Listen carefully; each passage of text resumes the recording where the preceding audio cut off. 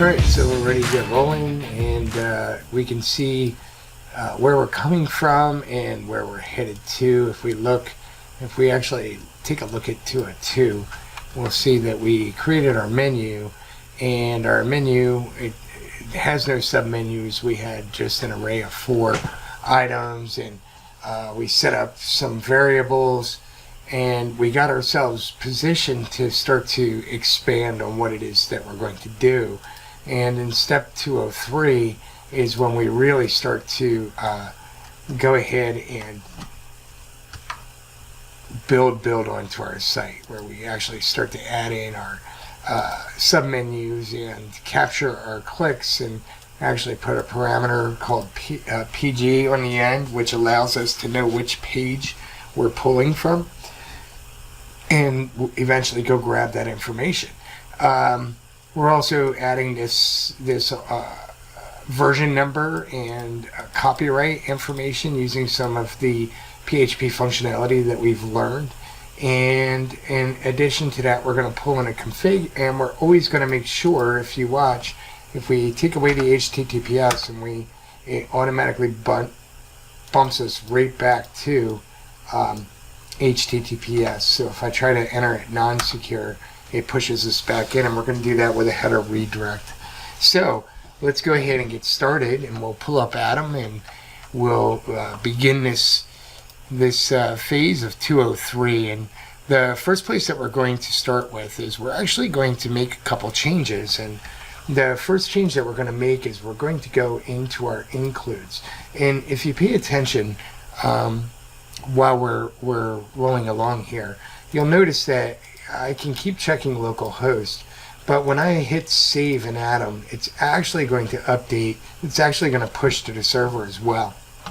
So just so you're aware of that, the first thing we want to do is we want to come in and we want to change our menu data. We want to change the name of this file, because we're going to use it for so much more than just the menu, and we're going to use it for content, things like that. So what we're going to do is we're going to go ahead and we're going to rename it to config.inc.php. And you can immediately see over here that Git recognized that there was a change, and what it did is it actually deleted the menu data and created a copy of it and named it content data. Now that we've done that, the next thing that we want to do is we want to make sure that in our header include file that we change that name as well, because it's currently pulling along the menu data. So if we go ahead and we update that, we save that, and we go out and we take a look, we can see that we're still safe. I don't think we'll be safe out here, and the reason that we're not is because of the fact that we did not push up. So when it creates a page inside of Atom with FTP Remote, it does not push the new page up. So we literally have to go ahead and we have to sync local to remote, and I believe that should take care of our issue, which it has. So good point to pay attention to. When you create a new file with FTP Remote, it does not push it to the server automatically. Awesome. So now that we have that taken care of, we updated our header include file. Now we're going to go ahead and we're going to make some changes to the array in the menu data. And the reason that we're going to do that is because what we want to do, in the content data file. And the reason we're going to do that is because we want to add a lot more information. And so, of course, I'm going to do copy and paste, and we'll make this available for you in the lesson itself. But what you'll see is we're actually going to grow quite a bit. And all we've done is essentially extrapolate on what we already had, added some menus, and we actually changed the name to content as well. So we want to make sure that we pay attention to that, because what we want to do is house all kinds of content in here. And so I'll go all the way up here to the top, and I'm going to hit save. That's going to push that out, and that should throw an error for us, which it is, because it's looking for that variable, and you can see the push out also did it there as well. The variable that it's looking for is menu, not content. So the next thing that we have to do is we have to make sure that we go in and we make the changes that we need to as far as that goes, and then we can discuss it a little bit more. But what we need to do is go ahead out to our header, include, and if we go down here, what we can see is that we say menu items, and what we want to say is, what we want to say is content. And so now if we save that and we hit save, that should correct our issues. So let's go check.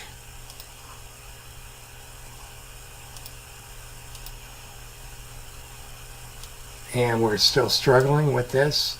So what we want to do is go ahead and check and see why we're still, menu items. Let's just type it in instead of being cheap. Content. That's why I didn't fix it. If we hit save, we go back out, do a refresh. Now we can see, what the reason that that's happening there is we want to go and actually now we have to go and change our PHP function, our menu builder.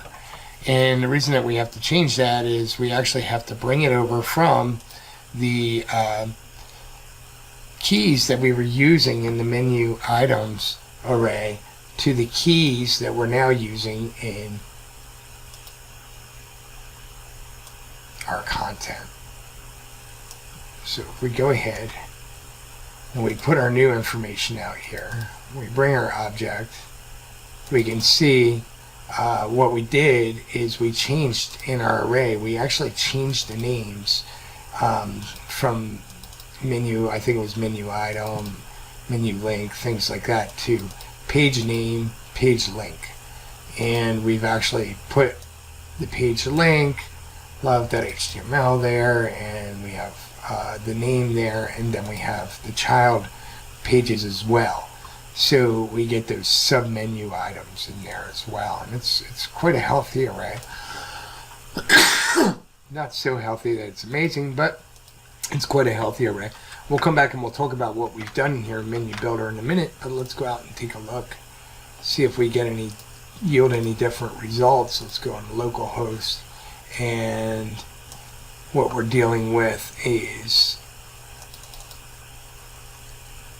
page link is undefined. So let's go take a look at that.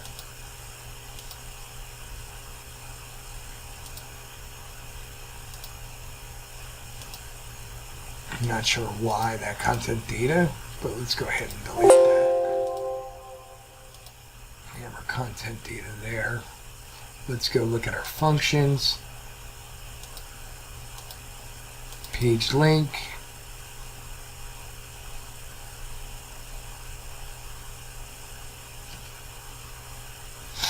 Child pages. Content data. Page link, page name, child pages, object, and I'm thinking that our issue might have something to do with the fact that we need to include pages in our callout, in our header. So content, and then we want to dip further into that array, and we want to say pages. This, hopefully, I believe will take care of the issue. And it has.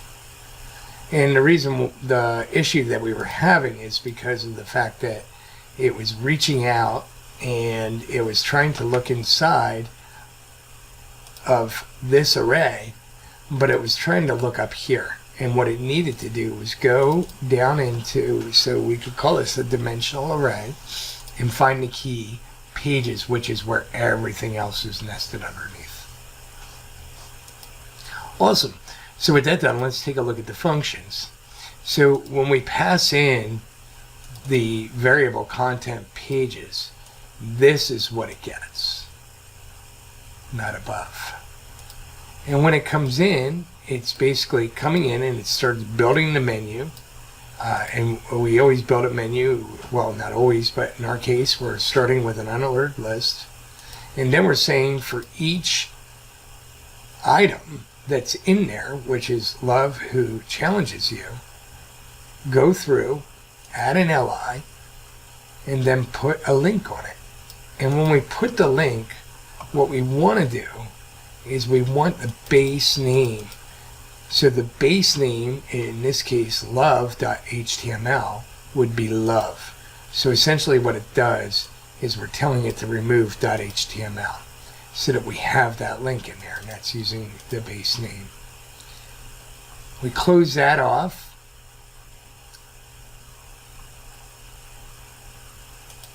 And then what we're doing is we're checking the child pages. Inside the child pages, we can see that this itself is an array, and it houses even more links.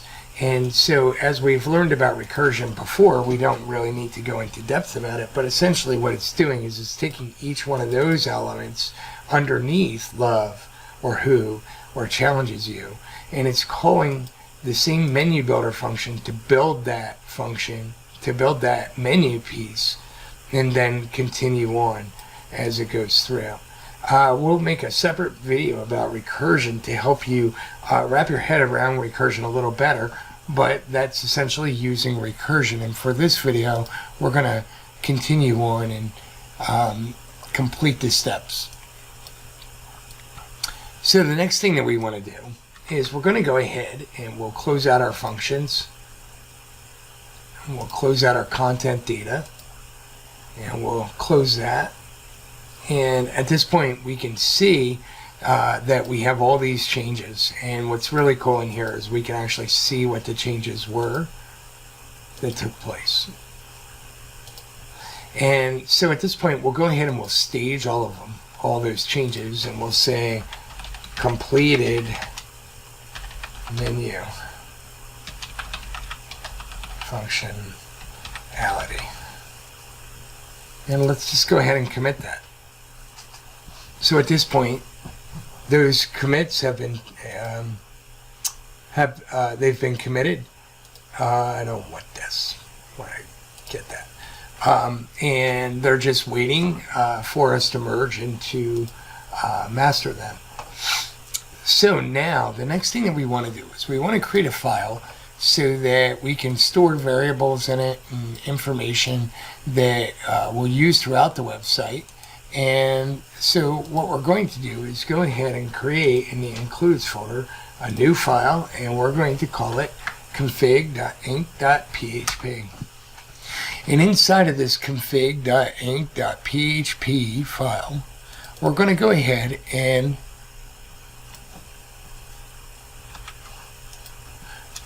we're going to create two what we call constants, constant variables. And the way we do that is we define them.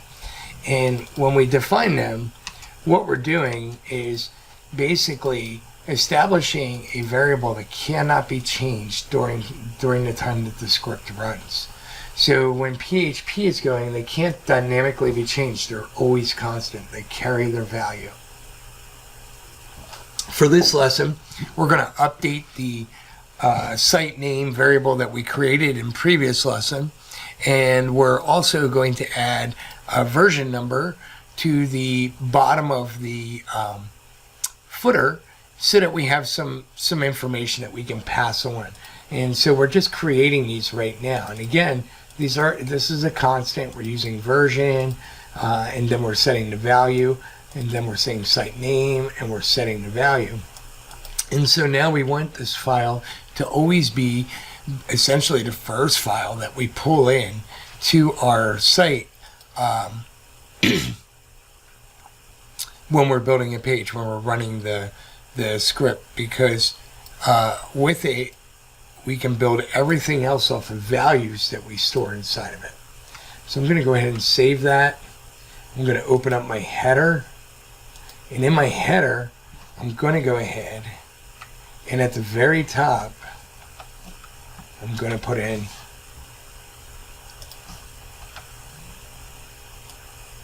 our require config. And if I hit save, pulls data, and we're basically pulling data information and configurations used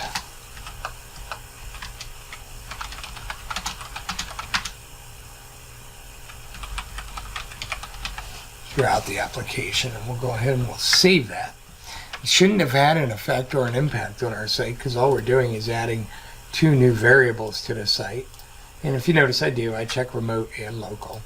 And so now what we can do is we actually can go in, and if we scroll down, we see that we have this site name variable that we'll use anywhere we want to use the name of the application. And we're going to get rid of that, and let's see what happens. We're going to end up with errors because it's looking for that, and we can see where we ended up with an error that's pulling out in our header, and that's okay. We wanted to see the error because that way we know when we go in, when we follow through, and anywhere that we had site name, which the best way that we can do this is to do a find and replace.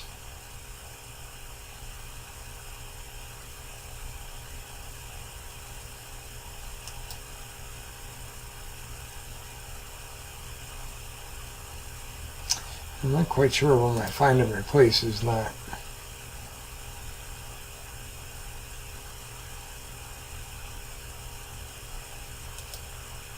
Guess we could do a find all.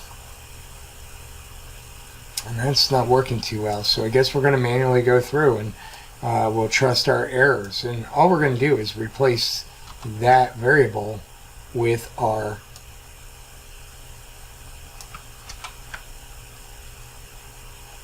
constant that we created in our configuration file, which is being pulled in up here in the very top. So if I hit save and I go test it again, that error should be gone.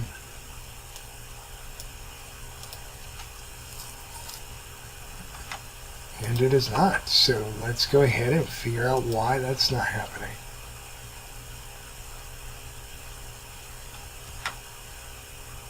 It's localhost, so it's not an issue of pushing it to the server. Define site name, PHP, that's good.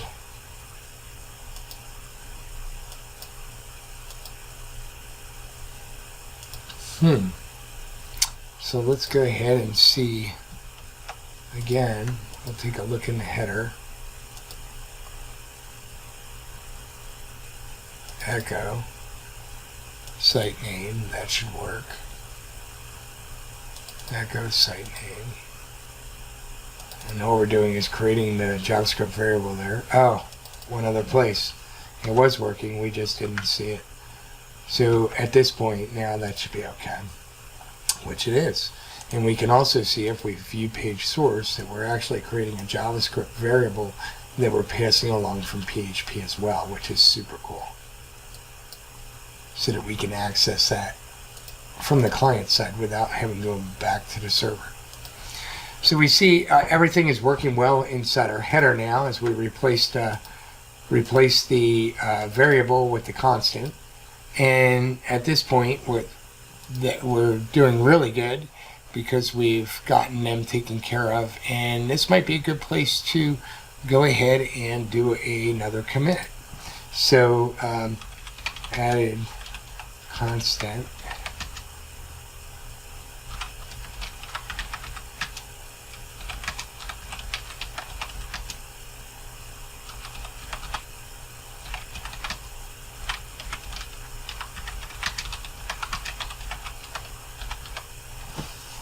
And we'll go ahead and, oh, we got to stage them, and we'll commit them. So at that point, everything has been captured that we've done so far up to there. So now we're going to go ahead and we want to use that variable that we created in the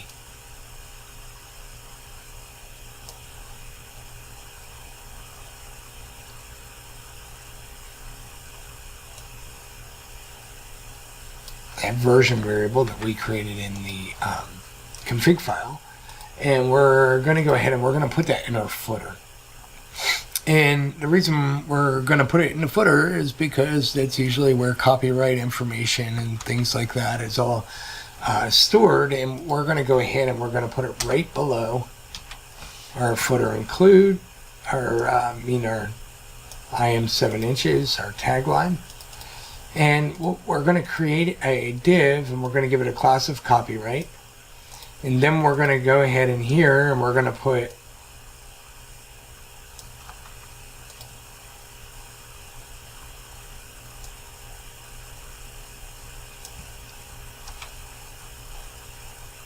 our version.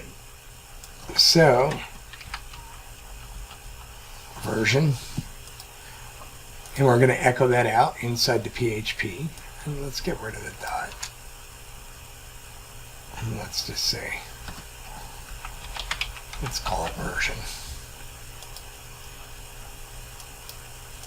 And so if you see, we're creating this div, giving it a class of copyright, putting a little bit of text in here. We're saying IOP project version, and then we're going to pull that variable so that as we build, we'll just keep going. We're going to separate this so it looks nice and use the copy special character. And I just put in a date. Put your birth date in there. Yes, I'm that old. And then we're going to use the date function, and we're going to tell it that we want the full year. And that way we don't ever have to come back and update our copyright. Our copyright is always up to date. And that's one of the places where a lot of people don't do too well, unfortunately. And they fail to keep their copyright date current. And it's kind of silly if you think about it, because there's no reason for it when you can use dynamically just update it and know that it's updated all the time. So now if I hit save and I go out and I check it out, I can see in my bottom I got IOP project version 2.0.3.0 copyright. There's my symbol, 1971 through 2018, Brian Savage. And you go ahead and put your name in there, of course. And let's make sure it made its way up to the server, which it did. And the thing is this does not need to look that way. It does not need to be that big. It's not necessary. And so what we want to do is make sure that we go ahead and make that look appropriate to what it is that a good site would carry out. And so with that said, what we'll do is we'll go into our styles and we'll add in the style that we want to use for this. Now what's cool is we can come in here and we can actually go ahead and, I don't know why I can't get inspect, there we go, inspect, and let's move this over to the side. And what we can do with this now, which is pretty cool, is we can go down the footer, we can go to our copyright, and we can see that it has a class in there, and we can tell it to have that element come into play. And let's go for a font size of 0.75, and let's use EM.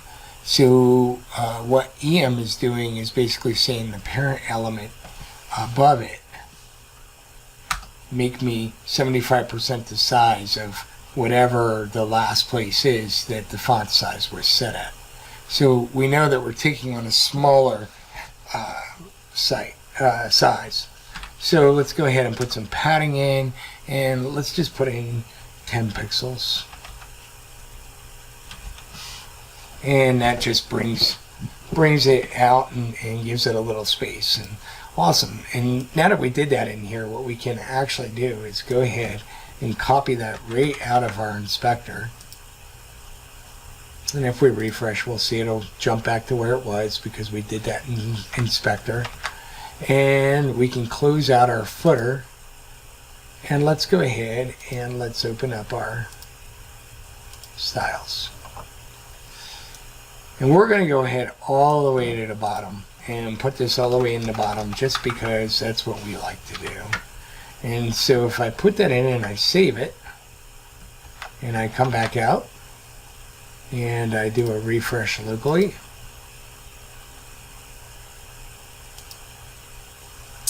we don't see the change.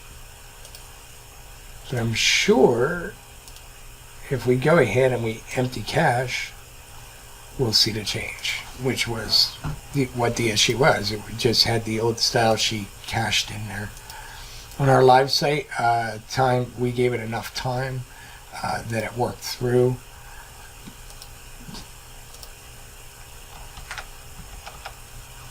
Awesome.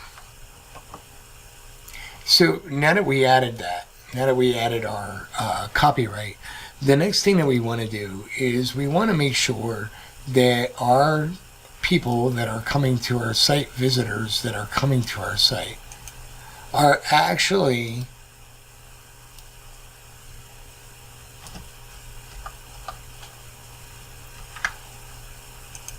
using a secure session. Because as we move forward, we're going to add forms and login and things like that. And so we notice that right now we're not secure. And if we hit refresh, we'll see that we're not secure. And we could just go over to HTTPS, but why not just let the code take care of it for us and make sure that everybody goes in there. And by the way, let's go ahead and stage them, and let's put a commit in saying added copyright conversion versioning, and we'll commit those changes. So those changes are now committed as well. We'll close up the CSS file. We'll go to the header once again for our last step. And at this point, what we want to do is we can get rid of this comment that we have in here. And we're going to enter in a conditional statement. And what we're going to use is we're using the server variable, which is an array of information that the server collects and gives us different keys to use. And in this case, what we want is the port. So the server port, we know for secure, is 80. And so what we're saying, if server port is equal to 80, that's insecure, my apologies. And we're saying if it's equal to 80, and if the host is not localhost, because we know we don't have HTTPS on our localhost, and when we're working on our localhost, we don't want to deal with it. So we're basically saying only do this if you're actually out on the production site. And we're using our header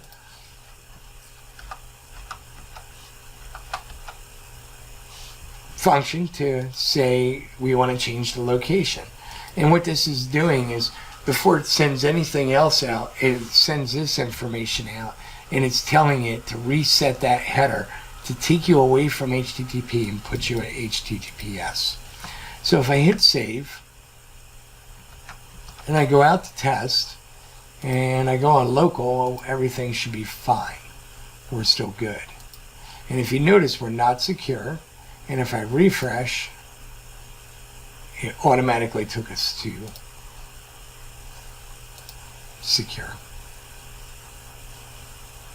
So at this point, that's really cool because it allowed us to always make sure that our people are on a secure connection and ready to go.